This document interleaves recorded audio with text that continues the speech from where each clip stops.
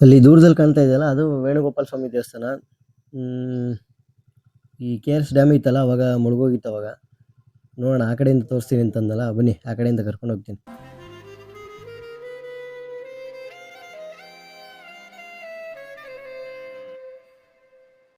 ಇದು K R S ಆ ಕಡೆ ಇದೆ. ಕೆ ಆರ್ ಎಸ್ ಗ್ರಾಮದಿಂದ ಬಂದ್ವಿ ಅಲ್ವಾ. ಕೆ ಆರ್ ಎಸ್ ಪಕ್ಕದಲ್ಲೇ. ಕೆ ಆರ್ ಎಸ್ ಬಂದು ಶ್ರೀರಂಗಪಟ್ಟಣ ತಾಲೂಕು ಸೇರ್ಕೊಳುತ್ತೆ.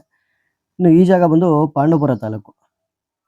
ಇಲ್ಲಿ ವೇಣುಗೋಪಾಲ ಸ್ವಾಮಿ ದೇವಸ್ಥಾನಕ್ಕೆ ಹಿಂಗೆ ಹೋಗಿ ಎಡಗಡೆಗೆ ಒಂದು ರೋಡ್ ಐತೆ, ಅಲ್ಲಿ ಬನ್ನಿ ತೋರಿಸ್ತೀನಿ. ಆ ಕಡೆ ಹೋಗ್ಬೇಕು. ಈ ಊರು ಯಾವುದು ಮುಂದೆ ಹೋಗೋಣ ಬನ್ನಿ. ಒಂದು ಊರಿದೆ, ಮಂಡ್ಯ ಜಿಲ್ಲೆ. ಇನ್ನು ಈ ಊರ ಹೆಸರು ಬಂದು ಹೊಸ ಕನ್ನಂಬಾಡಿ ಅಂತ ಅಂದ್ಬಿಟ್ಟು.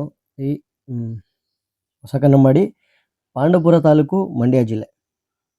ಮುಂದೆ ಹೋದರೆ ಹಿಂಗೇನೆ ಮುಂದೆ ಹೋಗಿ ಎಡಗಡೆ ಟರ್ನ್ ಆಗಬೇಕು ಅಂದಲ್ಲ, ಈ ರೋಡು ಎಡಗಡೆ ಕಾಣಿಸ್ತಿದೆ ನೋಡಿ, ಬೋರ್ಡ್ ಹಾಕಿದ್ದಾರೆ, ಶ್ರೀ ವೇಣುಗೋಪಾಲ ಸ್ವಾಮಿ ದೇವಸ್ಥಾನ. ಬನ್ನಿ ಹಾಗೆ ಎಡಗಡೆ ಹೋಗೋಣ. ಆವಾಗ ಬಂದಾಗ ಇದು ಇನ್ನೂ ರೋಡ್ ಬಿಲ್ಡ್ ಆಗಿರಲಿಲ್ಲ, ಕನ್ಸ್ಟ್ರಕ್ಷನ್ ಮಾಡ್ತಾಯಿದ್ರು. ಈ ರೋಡೆಲ್ಲ ತುಂಬ ಹಳ್ಳ ಬಿದ್ದುಬಿಟ್ಟಿತ್ತು. ಇಲ್ಲಿಂದ ಈ ರೋಡಿಂದ ಏನಿದೆ ಒಂದು 4 ಕಿಲೋಮೀಟ್ರ್ ಮುಂದಕ್ಕೆ ಹೋಗಬೇಕು. ಬಟ್ ನಾವೇ ಅವಾಯ್ಡ್ ಮಾಡ್ತಾಯಿದ್ವಿ. ರೋಡ್ ಚೆನ್ನಾಗಿರಲಿಲ್ಲ, 4 ಕಿಲೋಮೀಟ್ರ್ ರೋಡ್ ಚೆನ್ನಾಗಿರಲಿಲ್ಲ ಅಂದ್ಬಿಟ್ಟು ಅವಾಯ್ಡ್ ಮಾಡ್ತಾಯಿದ್ವಿ. ಈಗ ತುಂಬ ಚೆನ್ನಾಗಾಗಿದೆ ರೋಡು. ಭಾನುವಾರ ಆದರೆ ಸಾಕು, ಎಲ್ಲರೂ ಈ ಜಾಗಕ್ಕೆ ಬರ್ತಾರೆ. ಒಂದು ರೌಂಡು ಚೆನ್ನಾಗಿದೆಯಲ್ಲ ಅಂತಂದ್ಬಿಟ್ಟು ಬರ್ಬೋದು ಆರಾಮಾಗಿ. ಮೈಸೂರಿಂದ ಒಂದು 20 ಕಿಲೋಮೀಟ್ರ್ ಆಗುತ್ತೆ, ಮೈಸೂರಿಗೆ ಹತ್ರ ಇದೆಯಲ್ಲ. ಹಾಗಾಗಿ ಈ ರೂಟನ್ನು ಜಾಸ್ತಿ ಎಲ್ಲರೂ ಪ್ರಿಫರ್ ಮಾಡ್ಕೊಂಡು ಇಲ್ಲಿಗೆ ಬರ್ತಾರೆ ಎಲ್ಲ ಆಲ್ಮೋಸ್ಟ್. ಇದು ಬೇಸಿಗೆ ಕಾಲ ಆಗಿರೋದ್ರಿಂದ ಈ ಕಡೆ ನೀರು, ಅಲ್ಲಿ ಬ್ಯಾಕ್ ವಾಟ್ರಲ್ಲೆಲ್ಲ ನೀರು ಇರೋದಿಲ್ಲ, ನೀರು ಕಡಿಮೆ ಆಗಿಬಿಟ್ಟಿರುತ್ತೆ. ಈಗ ಬಲಗಡೆ ತುಂಬ ನೀರು ಕಡಿಮೆ ಆಗಿದೆ. ಮಳೆಗಾಲ ಬರಬೇಕು, ಮಳೆಗಾಲದಲ್ಲಿ ಬಂದರೆ ಇಲ್ಲೆಲ್ಲ ತಣ್ಣಗಿರುತ್ತೆ. ಈಗ ಈ ರೋಡು ಹೆಂಗಿದ್ರೂ ಡೆವಲಪ್ ಆಗಿದೆ ಅಂದ್ಬಿಟ್ಟು ಅಕ್ಕಪಕ್ಕ ಎಲ್ಲ ಅಂಗಡಿ ಮಳಿಗೆಗಳೆಲ್ಲ ಆಗ್ಬಿಟ್ಟಿದ್ದಾವೆ, ವ್ಯಾಪಾರ. ಹಾಗೆ ಇನ್ನೇನು ಹತ್ರದಲ್ಲಿದ್ದೀವಿ, ಇನ್ನೇನು ಇಲ್ಲೇ ಕಾಣಿಸುತ್ತೆ. ಓಪನ್ ಇದೆಯಾ ಗೊತ್ತಿಲ್ವಲ್ಲ. ಇಷ್ಟೊತ್ತಿಗೆ ಬೆಳಗ್ಗೆನೇ ಬಂದಿದ್ದೀವಿ, ಆಲ್ಮೋಸ್ಟ್ ಒಂದು 6:45 7 ಗಂಟೆ ಅಷ್ಟೊತ್ತಿಗೆಲ್ಲ ಬಂದುಬಿಟ್ಟಿದ್ದೀವಿ. ನೋಡೋಣ ಬನ್ನಿ. ಗೇಟ್ ಹಾಕ್ಬಿಟ್ಟಿದ್ದಾರೆ, ಟೈಮಿಂಗ್ ಹಾಕಿದ್ದೀರಾ? ಗೇಟ್ ಹಾಕಿದ್ದಾರೆ. ಟೈಮಿಂಗ್ಸು 9 ಗಂಟೆ, ಓಪನಿಂಗ್ ಟೈಮಿಂಗ್ಸ್ 9 ಗಂಟೆ, 6:30 ತನಕ ಇರುತ್ತೆ. ಇದ್ರ ಬೇಗ ಬಂದಿದ್ದೀವಲ್ಲ, ಹಾಗೆ ಹೊರಗಡೆ ಒಂದು ರೌಂಡ್ ಹಾಕೋಣ ಬನ್ನಿ. ಆಯ್ತು ಹೊತ್ತಿಗೆ ಬೆಳಗ್ಗೆನೇ ಬಂದರೆ ಒಳ್ಳೆ ಬರ್ಡ್ಸ್ಗಳನ್ನ ನೋಡ್ಬೋದು ಕಣಯ್ಯ. ಆದ್ರೂ ಪಕ್ಷಿಗಳು ನೋಡ್ಕೊಂಡು ಆರಾಮಾಗಿ ಇಲ್ಲಿ ಬಂದರೆ, ಅವಾಗ ನೀರು ತುಂಬ ಜಾಸ್ತಿ ಇರುತ್ತಲ್ಲ, ಆಗ ಬಂದಾಗ ಇಲ್ಲಿ ತನಕೆಲ್ಲ ನೀರಿರುತ್ತೆ. ನಾವು ಆ ಕಡೆಯಿಂದ ಬಂದು ನೋಡ್ತೀವಲ್ಲ, ದೇವಸ್ಥಾನದ ಪಕ್ಕ ಬಂದರೆ ಅಲ್ಲೆಲ್ಲ ನೀರಿರುತ್ತೆ, ಆ ಜಾಗದಲ್ಲೆಲ್ಲ ನೀರಿರುತ್ತೆ. ಬಂದರೆ ಇದು ಸಪ್ರೇಟು, ಅಲ್ಲೆಲ್ಲ ನೀರು ತುಂಬ್ಕೊಂಡು ಅಲ್ಲಿಗೆ ಒಂದು ಜಾರಿ ಮಾಡೋರೆ. ಬಟ್ ಅಲ್ಲಿಗೆ ಹೋಗಕ್ಕೆ ಬಿಡೋದಿಲ್ಲ ಆ ಜಾಗಕ್ಕೆ.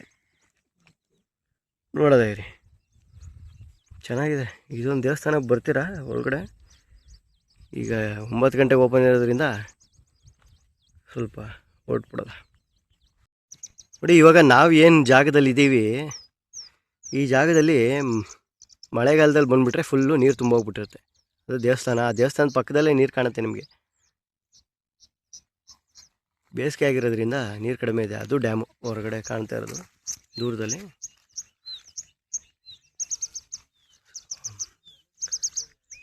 ಇದೆಲ್ಲ ಸಂಪೂರ್ಣವಾಗಿ ಮುಳುಗೋಗಿರುತ್ತೆ ಜಾಗ. ನೀರು ಕಡಿಮೆನೇ ಇದೆ, ಕಡಿಮೆ ಆಗಿಬಿಟ್ಟಿದೆ. ಬೇಸಿಗೆ ಅಲ್ಲ, ತುಂಬುತ್ತೆ ನೀರು. ನೋಡೋಣ, ಯಾರೋ ಮೀನು ಹಿಡಿತಾ ಇದ್ದಾರೆ ಅನಿಸುತ್ತೆ. ತೆಪ್ಪದಲ್ಲಿ ಮೀನು ಹಿಡಿತಾ ಇದ್ದಾರೆ ಮೋಸ್ಟ್ಲಿ. ಚೆನ್ನಾಗಿದೆ. ಅಕ್ಕಿಗಳನ್ನೆಲ್ಲ ನೋಡಿಕೊಂಡು ಒಂದಷ್ಟು ಸಮಯ ಕಳೀಬೋದು ಚೆನ್ನಾಗಿ. ಇನ್ನು ವೇಣುಗೋಪಾಲ ಸ್ವಾಮಿ ದೇವಸ್ಥಾನಕ್ಕೆ ಬಂದರೆ ನಾವು ಆ ಕಡೆಯಿಂದ ಒಂದು ರೌಂಡ್ ಬರ್ತೀವಲ್ವ, ಇದು ಕೆಳಗಡೆ ಎಷ್ಟು ಆಳ ಇರುತ್ತೆ ಅಂದರೆ ಇಷ್ಟು ಆಳ ಇರುತ್ತೆ.